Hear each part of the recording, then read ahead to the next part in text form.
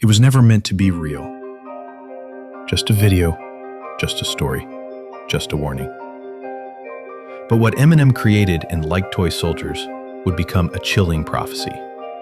Because just over a year after filming it, the very scene he acted out came true. His best friend, Proof, was dead. My name is Shady. His name is Proof. Your neck crack like a snare pop. We're fresh and they're not. And you need practice. We stick you like a cactus. Nah, you're not a guy, you're an actress. In fact, Here's my address. This is my old address on the street called Dresden. Yo, dead presidents is what I'm resurrecting. Holder, hurt, shoulder, piece the Kirk. Loader. Yeah. We're doing an interview in a minute or two. We gon' enter in you. In the nude, when we intrude. Don't mean to be rude. Everybody look for us to follow. We thrust the bottle, thrust the throttle, bust the bottle. Over your head, trend your thoughts just like custom model. Your guts is hollow. Back up, Proof and M. The year was 2004. Facebook didn't exist, YouTube hadn't launched, and Eminem, he was the most famous rapper on earth. But beneath the fame, hip-hop was unstable. Rap beefs were everywhere. G-Unit was clashing with Murder Inc. Ja Rule was under fire. Benzino had gone after M publicly, and Eminem was throwing lyrical shots right back. Tensions were high. Lines between music and real violence were starting to blur. And that's when Eminem released one of his most emotional songs ever, Like Toy Soldiers. Like Toy Soldiers wasn't a diss track. It was a plea, a warning. Released in December of 2004 on Eminem's album Encore, the track stood out, raw, honest, and different. No punchlines. No jokes, just regret. Eminem didn't want blood on his hands, so he rapped his fears into the mic. It was never my intention for someone to get killed. Why would I want to destroy something I helped build? He named names, Ja Rule, Benzino, The Source, but not to escalate, to explain. This wasn't a call-out. It was a confession. He was watching hip-hop spiral into real violence, and he was starting to feel responsible. And the person who meant the most to him, the one he wanted to protect above all, that was Proof. Before there was Eminem, there was Proof. They met in high school, rhyming at open mics in Detroit. Proof introduced him to producers, gave him the name Eminem. He believed in Marshall when the world didn't. More than just a friend, he was his anchor, his protector, his brother. Eminem once said, if it wasn't for Proof, there'd be no Eminem.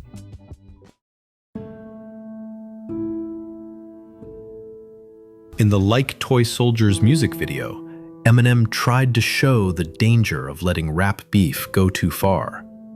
But what he filmed would soon feel like a prophecy. In the video, Proof plays Eminem's friend. He gets caught in a feud. There's shouting, a gunshot. He's rushed to the hospital. Eminem stands over him, helpless, silent, broken. It felt like a warning, a wake-up call to the industry. But nobody realized this wasn't just a music video. It was a glimpse of what was about to happen.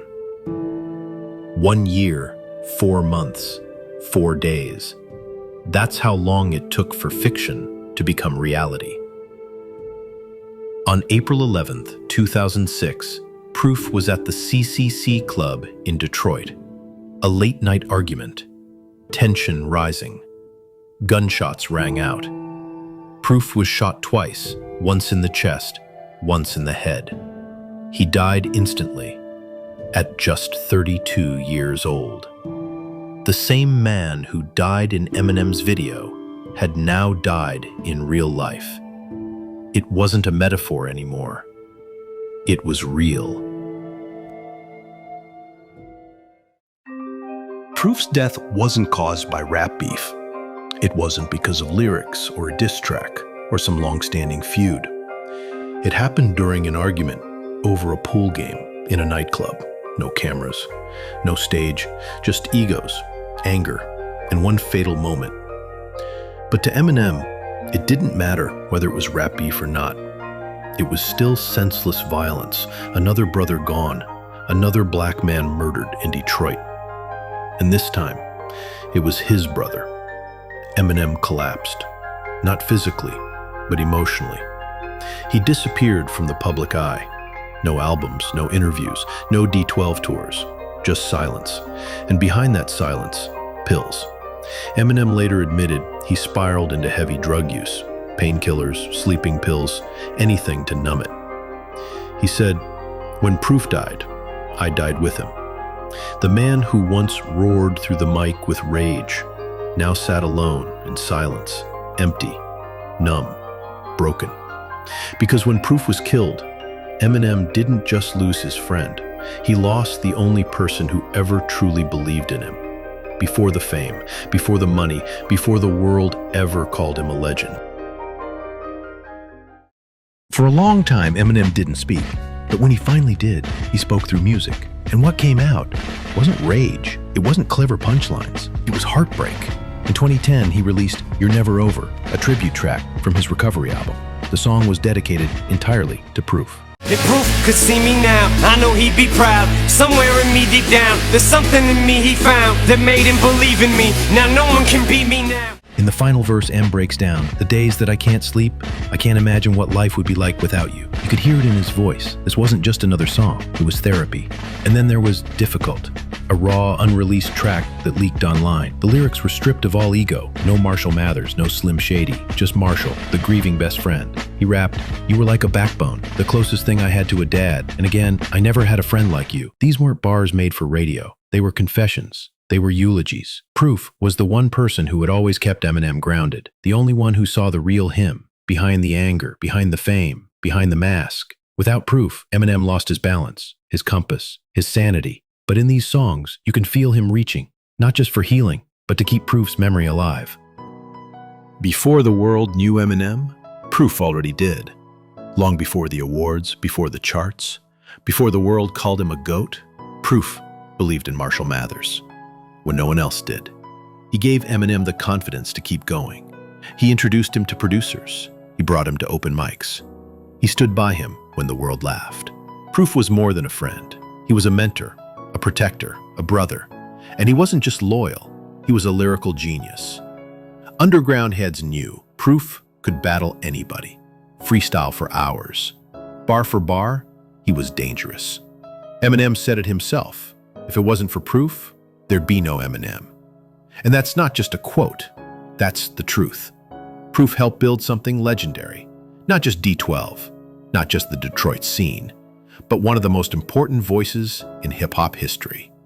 And when he died, a part of that legacy died with him. But Proof's light, his talent, his heart, his belief in his people, that lives on.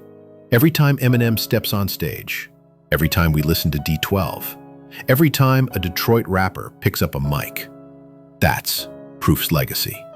Rest in power, Big Proof. You will forever be a legend. As some people say, some people are here for a reason, and you never know what that reason is. Like my mother and father, a whole reason in life might have been just to have me. You know what I mean? And somebody could build this house of blues just for us to have this moment right now. This is gonna be our great thing. You know what I mean? If this story moved you, like the video, drop a comment to share your thoughts or memories of Proof. And don't forget to subscribe to Rap Theater, where hip-hop history lives, and the truth always gets a mic.